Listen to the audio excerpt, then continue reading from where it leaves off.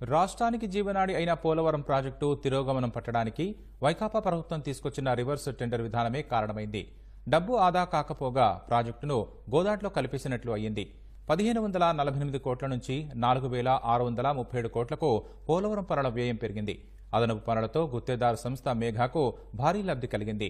ఆర్థిక, సాంకేతిక, నిర్వహణ లోపాలతో మొత్తం ప్రాజెక్టును రివర్స్ బాట పట్టించి రాష్ట్రానికి వేల కోట్ల నష్టం చేకూర్చిన వారందరిపై తగిన చర్యలు తీసుకోవాలన్న డిమాండ్లు వినిపిస్తున్నాయి.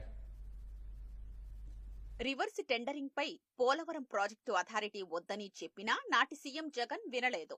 పట్టుబట్టి కాంట్రాక్టర్ను మార్చేయడం, గుత్తేదారు మేఘా సంస్థ వెంటనే పనులు చేపట్టకపోవడంతో పోలవరం ప్రాజెక్టుకు పెనుశాపంగా మారింది.